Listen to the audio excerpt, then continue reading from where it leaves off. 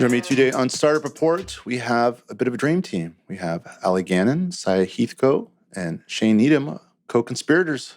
Welcome, folks. Hi. How are you? Living the dream. So, Shane, you were the co-conspirator for about a year and a half, 2 years? 2.5. 2.5 years. 2.5. We just turned 3 in August. Congrats. And big changes recently? Well, we've expanded by 200%. Is that right? 200%? Yeah, 200%. 200%. With Ali and Saya joining me. Now we are co-conspirators. We won't change the name though. It'll just be co-conspirator. Mm-hmm. Yeah. Mm-hmm. Makes sense. Well, I want to get a little bit into how that all happened, but first let's just get our bearings with what Co-Conspirator does and why it's awesome. Primarily, what we do is focus on marketing leadership and strategy, right? Affectionately, we call it big M marketing as opposed to little m marketing, strategic versus execution. A lot of our clients are smaller to medium-sized businesses that we have always felt have the most to gain from strategic leadership and not just marketing for marketing's sake. So that's our primary focus, I would say. Yeah, we've kind of positioned ourselves as insiders with an outside perspective. So, how do we really get involved in the business, kind of see it from the inside, but also bring all of our range of experience and knowledge in different ways at strategy and activation to potentially identify gaps and opportunities that maybe the business isn't seeing. That's great. It's fair to say that small and medium-sized businesses often work with sort of small and medium-sized agencies. And there seems to be a suite of products that those agencies offer that fit well.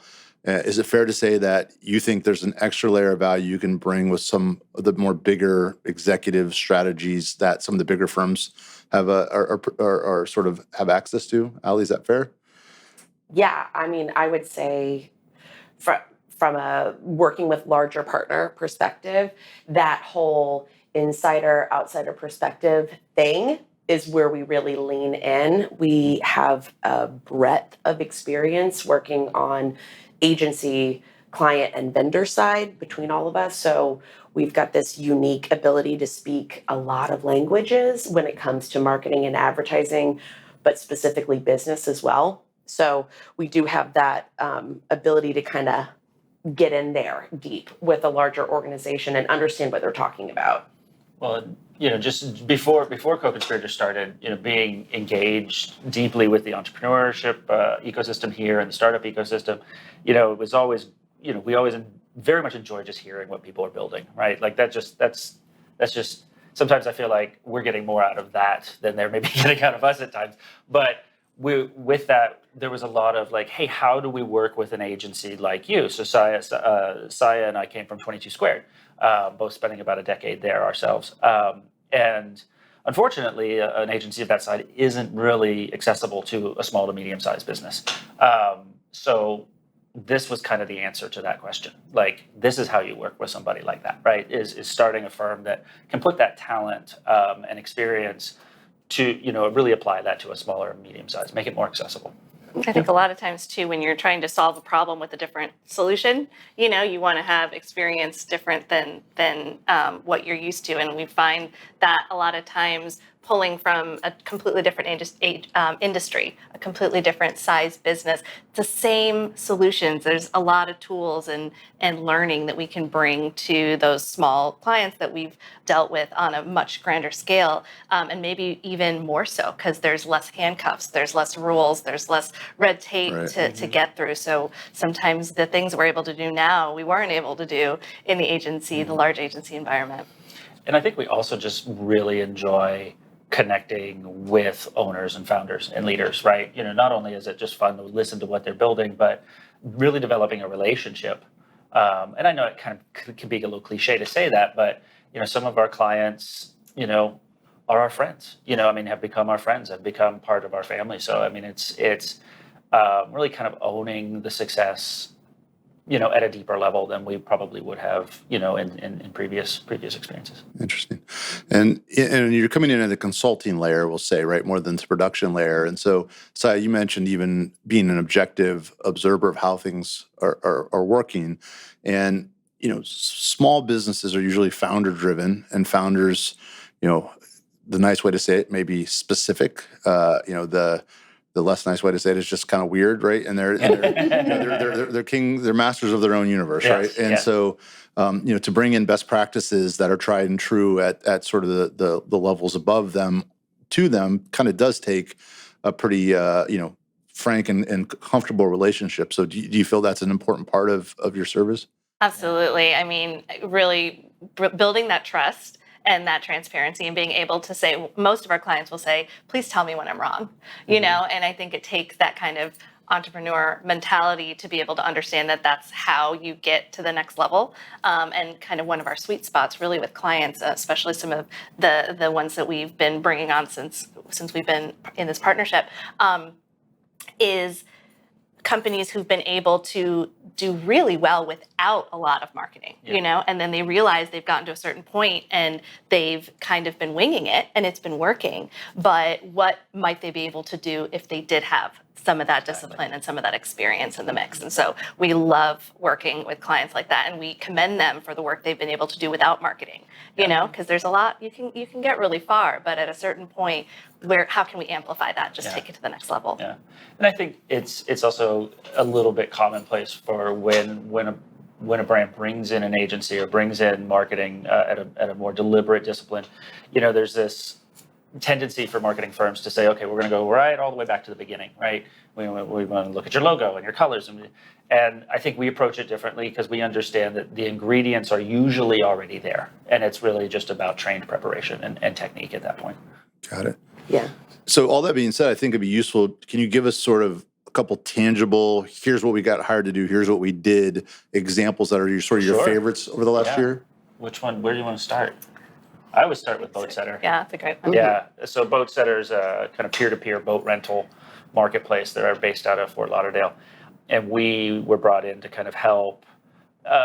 Just look at their story just a little differently. They were very heavily messaging in the area of like rent a boat, or rent your boat, right? It's a dual-sided marketplace, and we kind of help them pull a more connective story out of that. So instead of about renting boats, we talk about really digging into experience. They had kind of already come to the table with this idea that getting out on the water wasn't about getting away, it's about getting together, right? So we really helped them lean into that and start to tell that story through a lot more of their activation channels, and kind of gave them those tactics. They have a tremendously talented team over there. They have a pretty decent sized marketing team to boot, but it was just really kind of refining that story that we helped them do. Yeah, that's a great point, because a lot of times small businesses can get trapped in the utility of what they do, but overlaying the right story can really unlock that utility in a ton of different ways. Yeah, That's true for any size business too. Yeah. It's not just about small. Yeah. Well, it's easy to get, it's easy to do. It's easy to do. And that's, I think, where when you do bring in some outside perspective, some of those other opportunities reveal themselves.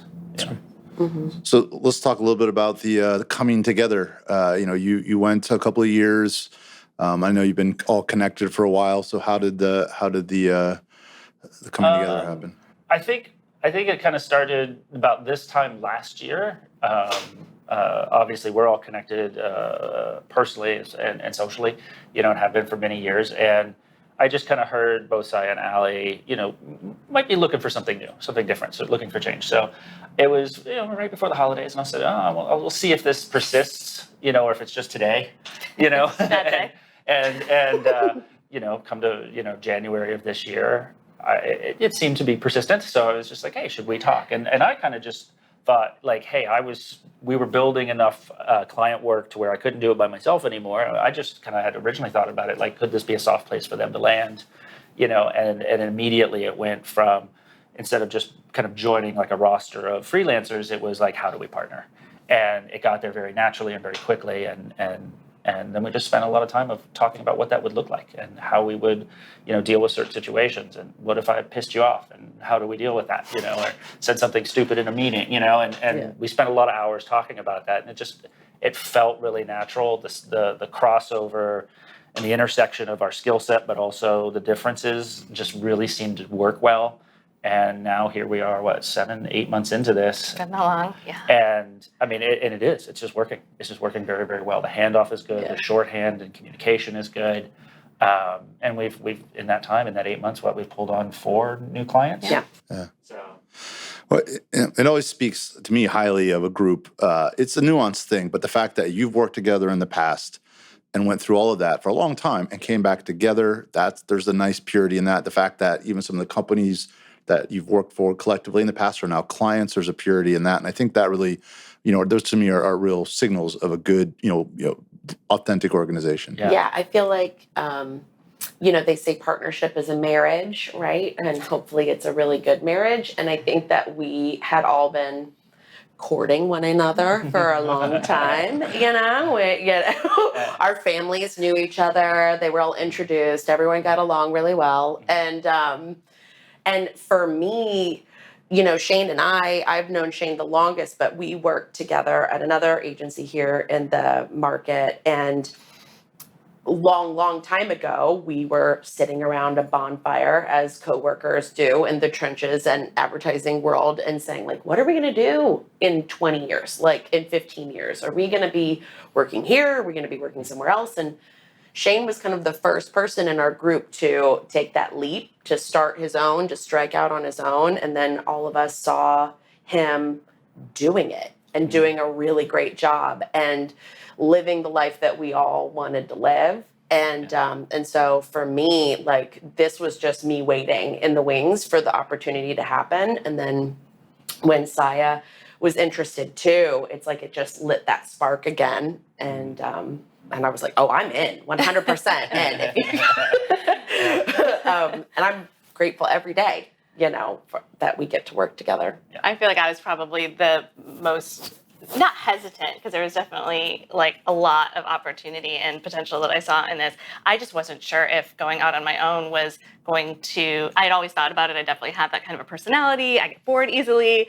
And I think I was worried that I would not grow, and I would be kind of on an island and not really be able to learn from other people and teams and that social aspect of things. And then also just I know what I don't know. I know what I know and I know what I don't know. And strategy is one of those things where the beauty in it is being able to take it beyond a concept and take it to seeing it out in the world and seeing the impact it can have. And that's the world I've always been in. And so it really was the marriage of these two people and their skill sets that made me even consider it. I was, looking at all other kinds of opportunities and just thinking through it. We've got everything from creative production, strategy, activation, media, there's that perfect skill set. And then just knowing that you have each other's back and you're not on an island and you still have that pushing on each other and pushing, each other's ideas. So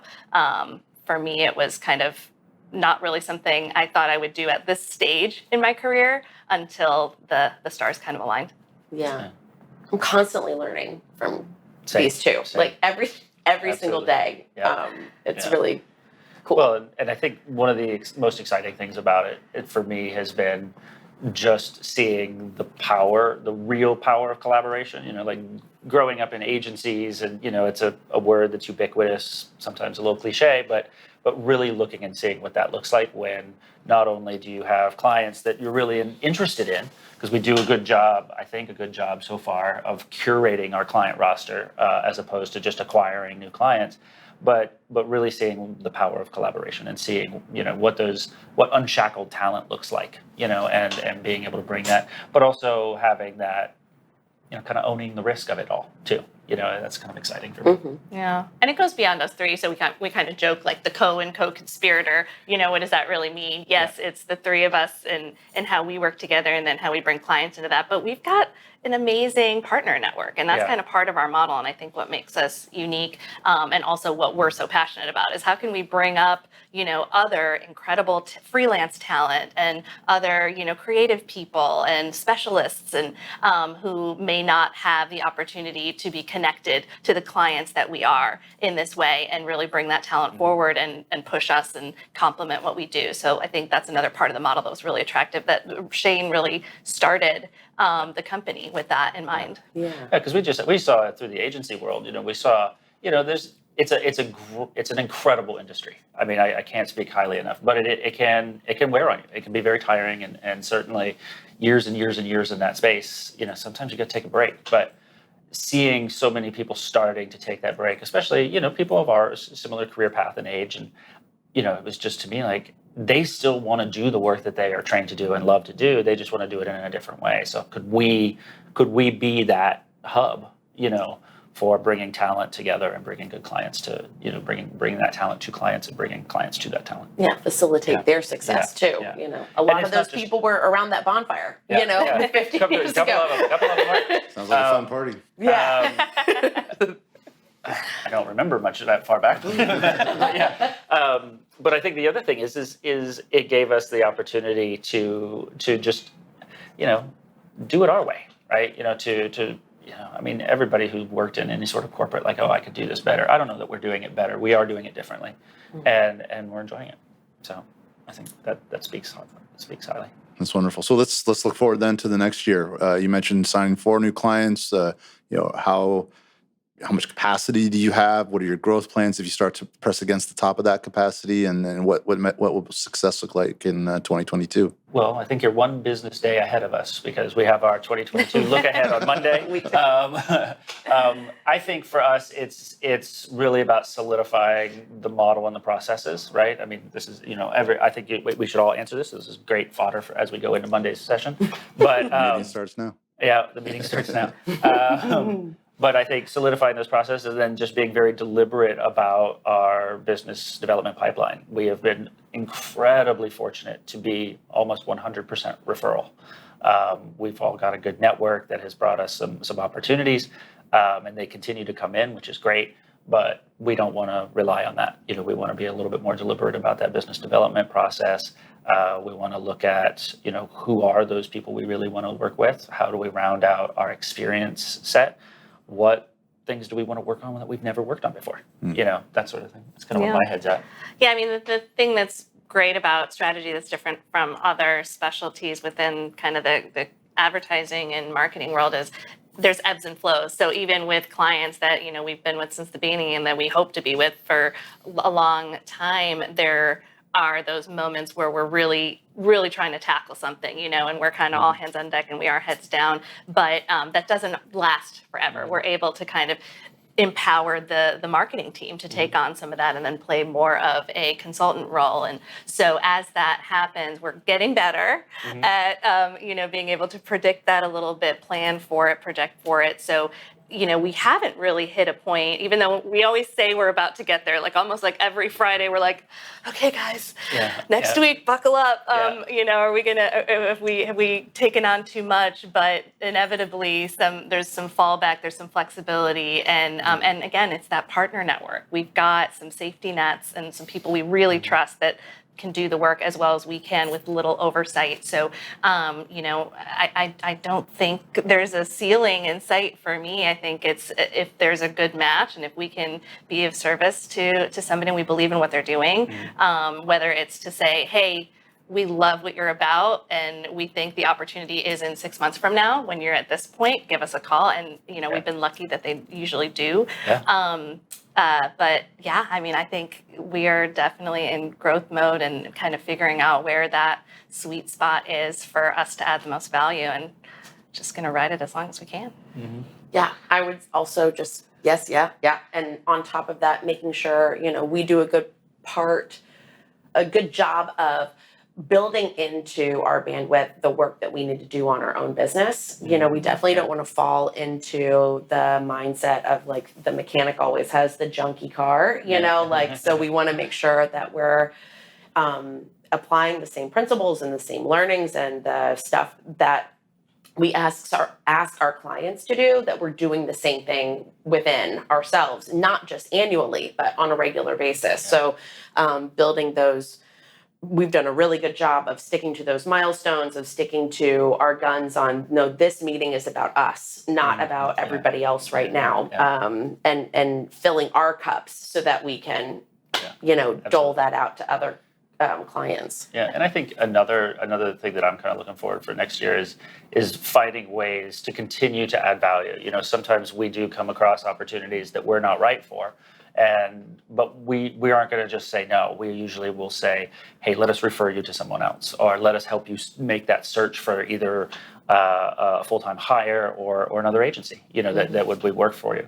So we don't say no to much, you know, without at least, you know, if we can't help you, we're going to find someone who can.